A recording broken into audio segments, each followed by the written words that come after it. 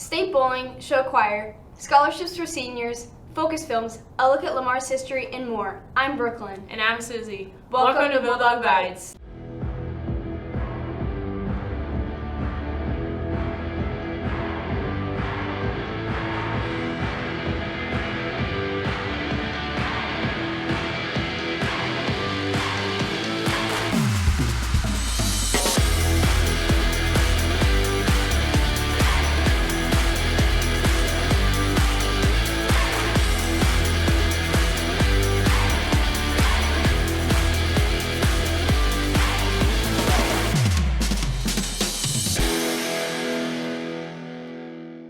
Our bowling team finished their season state.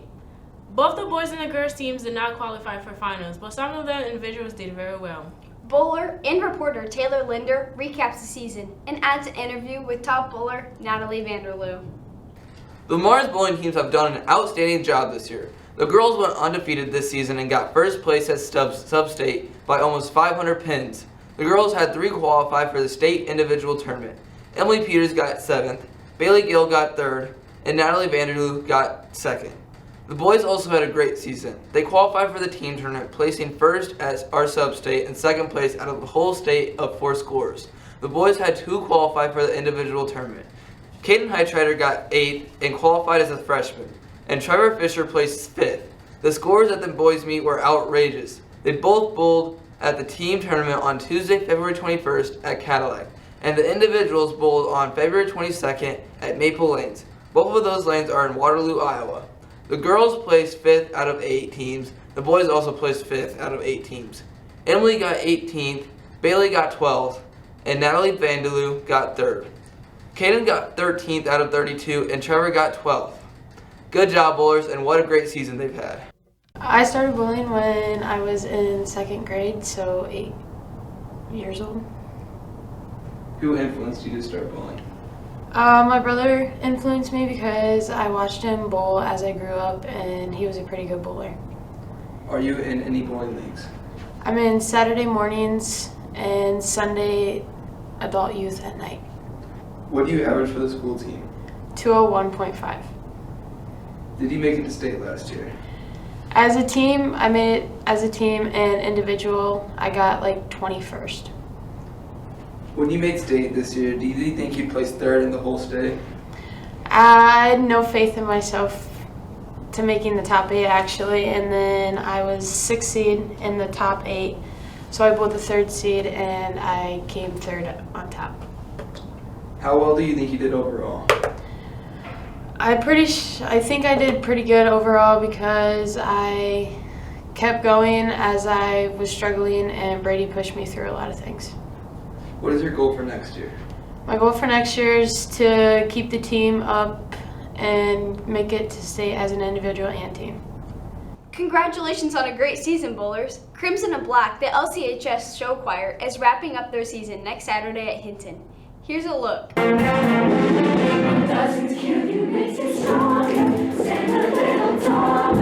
Singing, dancing, high energy and big smiles are required to be a member of Crimson and Black, the show choir at Lamar's community. This year, 38 singers and 14 band members, under the direction of new director Josie Crook, have put in hours of practice before the show choir season even starts. Junior performer Stella Hector tells us about how the team has been getting ready for the competition season. So we started practices probably last October, and since then we've put in countless hours. We've had choreo camp. We meet about 4 times a week. We put in probably around 50 plus hours since we started, just to get ready for state and everything. But I seriously think that we've progressed a lot since state, and I'm really proud of how far we've come. The show choir even does clinics with experts and professionals during the season. We have our clinicians come to just kind of give us some pointers on what we can do better, just so overall as a group we can do better. Crimson and Black have had 5 performances already and are competing at the Hinton Soundsational competition on March 18th. After each invite, the group gets input from judges on what is done well and how their show can be improved. Sophomore performer Riley Peterson tells us about how judges and clinicians' comments have helped improve the team and what they have done to do their best. We've really improved and worked on dynamics, which is like how loud we're singing at certain times. Diction has been a big one because a lot of the times the judges are really far away at competitions, so they can't understand what we're singing. And then a lot that we've gotten from critiques is to stylize our singing. Show choir days start early and end late. Last Saturday, students were at the high school by 8:30 to start packing up everything and making sure they were ready to go. After a long bus ride, they unpack everything, watch other groups, and warm up for their performance. Performance time brings intense energy, costume changes, solos, and crowd support. Judges then pick the top 6 groups to compete in the finals, where they compete one more time for the best score they can get. At Emmitsburg, Crimson and Black made the finals after competing with 31 different schools, including schools from Wisconsin, Minnesota, and South Dakota. Lamar's finished second in Class 3A and 5th overall, while the Pit scored 3rd of all the bands. So we made it to finals at Emmitsburg, and then we ended up getting 4th runner-up. I think making finals this year and placing as well as we did, I think it just gave us more confidence as to how good our show's gotten as we practice. This year's theme, No One Is Alone, has them performing songs dealing with overcoming obstacles and supporting each other no matter what. Songs include I Will Survive, No One Is Alone, Stronger, and Survivor. You can come out and support your Lamar Show Choir this Saturday at the Hinton Soundsational Show Choir Competition, which Lamar's goes at 3:30. For Bulldog Video Media, I'm Luke Larson reporting. Your last chance to see this great group perform will be March 18 at Hinton. Reporter Susie Cassia continues her senior segment, finishing with a how to apply for LCSD Foundation scholarships.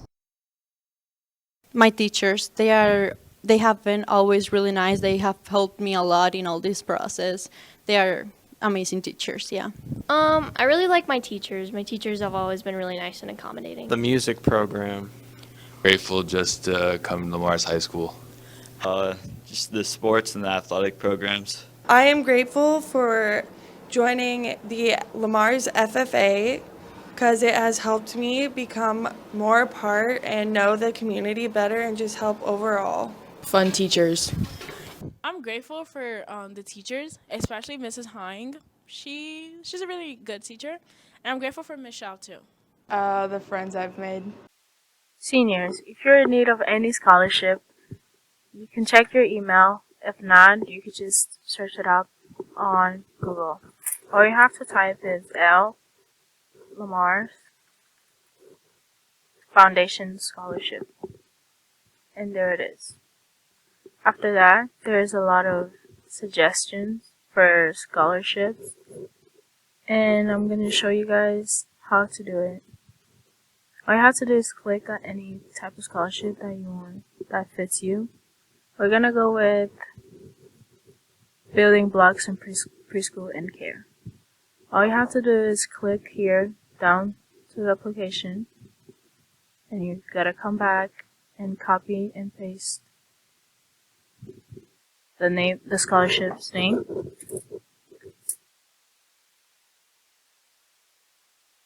And after that, you have to write your name and last name, first name and last name. Then you write your email address.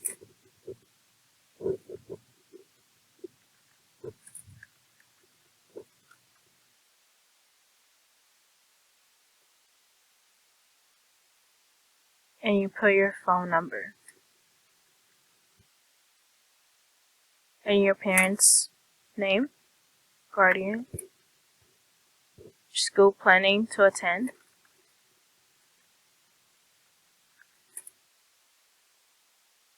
and if you don't have one, you can just put NA, and your GPA. And any activities that you've done.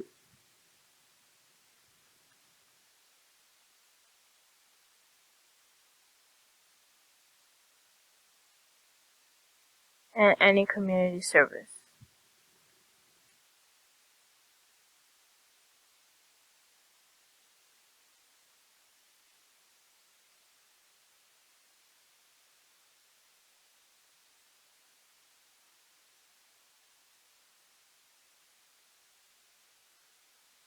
And after that, you could just come up here and hit print, and then you just print it out.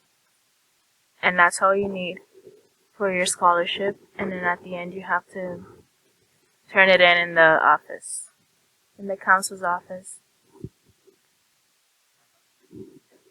Make sure you get your scholarship application in before the deadline, March 31st. Lamar's Community Foundation is composed of Lamar's community alumni and community members. They celebrate both the history of Lamar's community and its future. Luke Larson takes a closer look at some of the history. It's time for Bulldog History. For this week's episode, we're taking a look at the history of school buildings in Lamar's. Let's start by going way back to the 1870s and taking a look at the first school building in Lamar's.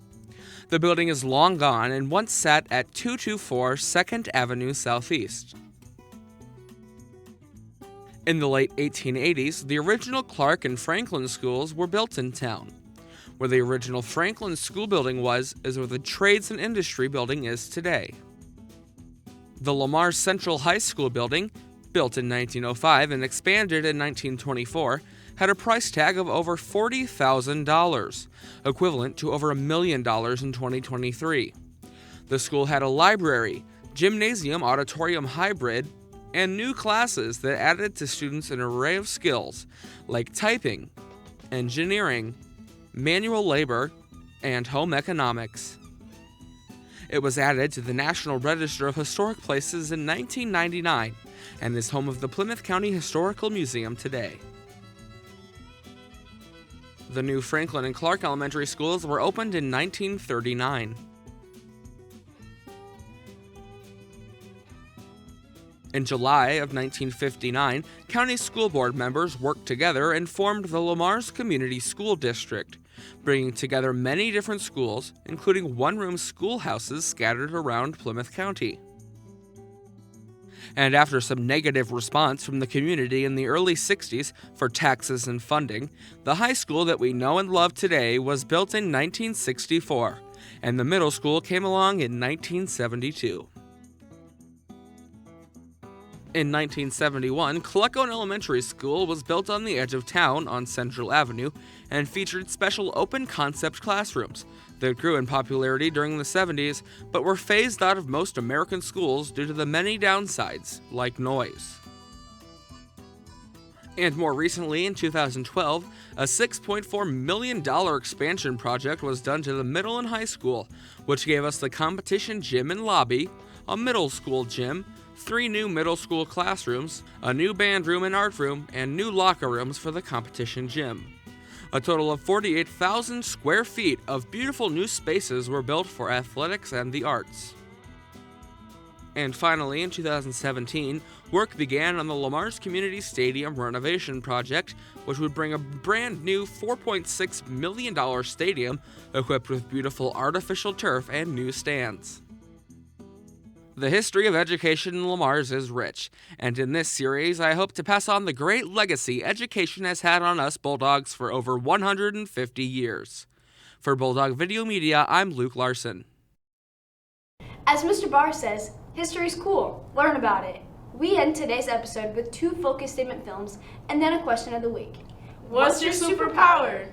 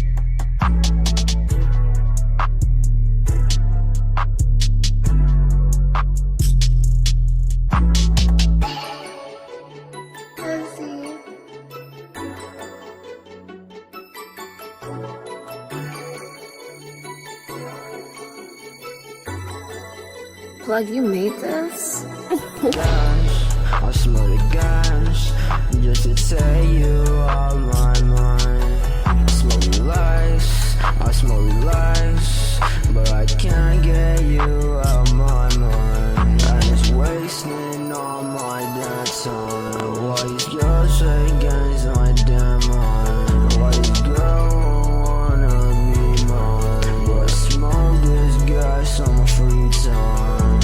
Bands, I smoke the bands. I'm finna skirt off in this Benz. Relax, don't you dare tell me relax. I count the bands, I count the bands.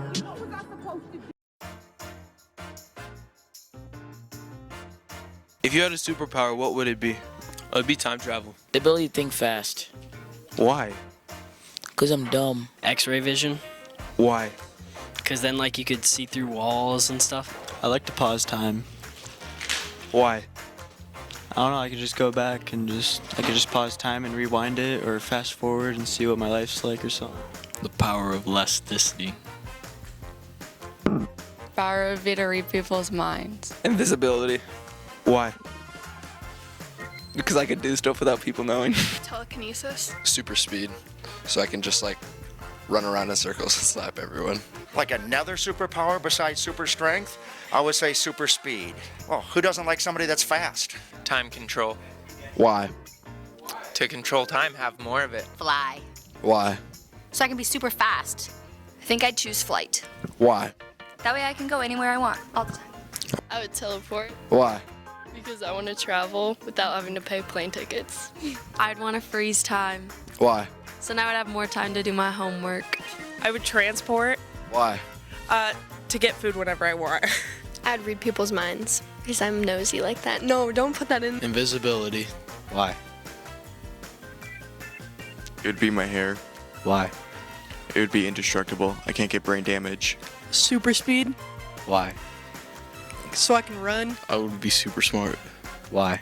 So I wouldn't turn out like him. Teleportation. Why? Because if I chose flying, it'd take me longer to get there. Strength. Why? Because my brother's really tall and he always hits me. To fly. Why? Flights are expensive. Tune in next time for an interview with Mr. Wickers, Dance Expo, 646 Shot, Stories and more. I'm Susie Cassia. And I'm Brooklyn Maynard. Thanks for watching.